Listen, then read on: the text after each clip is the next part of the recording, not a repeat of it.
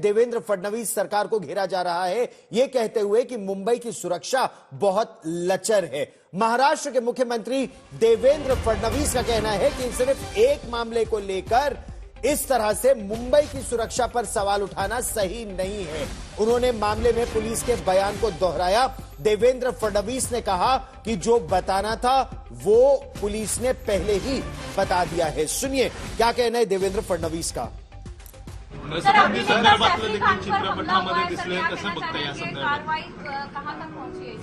कि इसके बारे में पुलिस ने आपको सारी जानकारी दी हुई है। ये किस प्रकार का हमला है, इसके पीछे क्या है, किस प्रकार की मंशा से ये हुआ, ये सारी चीजें आपके सामने आ चुकी हैं। मुस्तफा शेख मेरे सहयोगी हमारे साथ है। और मुस्तफा, ये मुंबई का बांद्रा का इलाका, बांद्रा ईस्ट बोले और बांद्रा वेस्ट, तो बहुत ही एक अपमार्केट अपस्केल इलाका माना जाता है। कई बड़े अभिनेता यहां पर इस इलाके में रहते हैं। क्या सुरक्षा इतनी लचर पूरे इलाके की? पहली बात। और इस बिल्डिंग में कोई भी दाखिल हो सकता है। सीसीटीवी कैमरे पर उसकी तस्वीर नहीं कैद हुई, कोई रोकने वाला नहीं। अगर वो सीढ़ी के रास्ते भी 12वीं मंजिल तक पहुंचा तो घर के अंदर कैसे घुसा?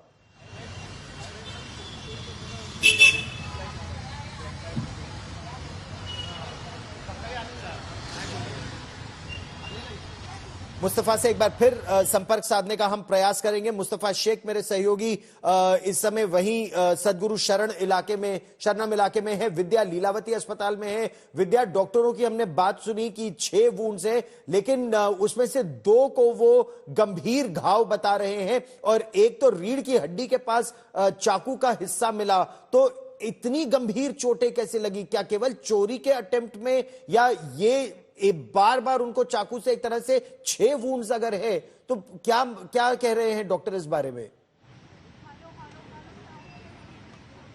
जी देखिए, जो डॉक्टर्स हैं उनका यही कहना है कि जो 2 डीप वुंड है, एक नेक पे है और एक स्पाइन पे है, तो वो दोनों में क्योंकि ऑपरेशन करके वो जो वुंड है उसको हील करने की कोशिश कर रहे हैं, क्योंकि उन्होंने ऑपरेशन के अंदर वो जो फॉरेन बॉडी था उसके अंदर जो नाइफ का हिस्सा रह गया था वो निकाल दिया गया है। और साथ ही प्लास्टिक सर्जन भी उसी समय मौजूद थे।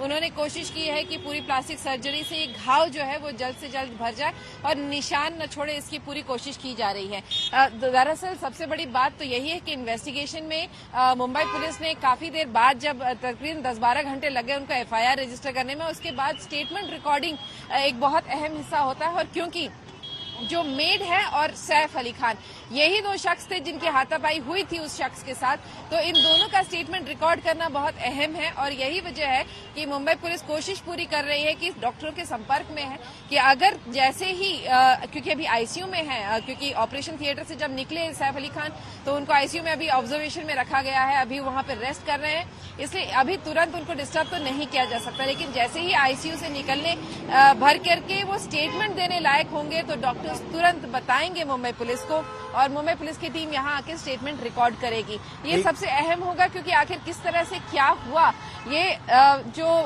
मेड जो कह रही है, जो सैफ कहेंगे, और उसके आधार पर इन्वेस्टिगेशन आगे बढ़ेगा। ऑफ कोर्स सीसीटीवी फुटेज और बाकी लोगों के स्टेटमेंट जो हैं, अगर किसी और ने उस शख्स को देखा था, वो सबसे ज्यादा अहम रोल प्ले करेंगे। लेकिन ये 2 लोगों के स्टेटमेंट बहुत ज्यादा जरूरी हैं मुंबई पुलिस को रिकॉर्ड करने के लिए। तो घर में काम करने वाली महिला का बयान दर्ज कर लिया गया है, वो महिला अब घर वापस आ गई है। उनके अलावा सैफ अली खान का बयान 24 घंटे के बाद दर्ज किया जा सकेगा, ऐसा पुलिस को उम्मीद है, क्योंकि ऑब्जर्वेशन के लिए 24 घंटे के लिए रखा गया है अस्पताल में। मुस्तफा मेरे सहयोगी हमारे साथ जुड़ रहे हैं। मुस्तफा, जब यह घटना घटी तो ऐसी परिस्थिति हो गई थी कि उनके बेटे को आना पड़ा और ऑटो रिक्शा में अस्पताल ले जाने की बात आ रही है। ऐसा क्यों करना पड़ा? और कहीं से कोई मदद क्या नहीं मिल पा रही थी इमीडिएटली उस इलाके में? देखिए, ये एक सही और बड़ा सवाल है, क्योंकि हमला होने के बाद भी आरोपी निकलने में कामयाब रहा। वो सीढ़ी से 12 माले उतरा है या फिर लिफ्ट से आया है, उस पर जानकारी नहीं है। उसके बावजूद जो पूरा हमला हुआ है, सिक्योरिटी गार्ड्स हो या कोई नेबर्स हो, वो क्या मदद करने के लिए आए, तो ऐसा अभी तक इंफॉर्मेशन सामने नहीं आ रही है। और जब ये स्टेटमेंट में दिया जाता है कि तैमूर अली खान और उनके ड्राइवर के साथ वो सैफ अली खान हॉस्पिटल पहुंचे, तब एक चीज ये भी समझ में आती है कि शायद जितने भी 8 से 10 स्टाफ जो सैफ अली खान के घर पे रहते हैं वो उस वक्त नहीं थे या उनको वो शिफ्ट में नहीं थे, सिर्फ एक मेड घर पर थी और उसमें आप कह सकते हैं ये पूरा हादसा हुआ है। तो ये कई सवाल जो है ये उठकर सामने आ रहे हैं और कहीं ना कहीं अगर एक से ज्यादा स्टाफ भी होता घर पर तो शायद वो लोग उस चोर पर काबू पाने में सफल हो जाते। सैफ अली खान को इतनी ज्यादा इंजरीज नहीं लगती, लेकिन उस चोर को जिस तरह से वो घुसा है, शार्प नाइफ से उसने सैफ अली खान को इंजर्ड किया है, एक इतनी जोर से चाकू खोपा है कि अब 2.5 इंच का ब्लेड उस छुरी का उनके रीढ़ की हड्डी के पास ही रह गया है। तो ये चीजों को देखें आप तो ये सिंपल रॉबरी अटेम्प्ट या थेफ्ट अटेम्प्ट नहीं लगता है।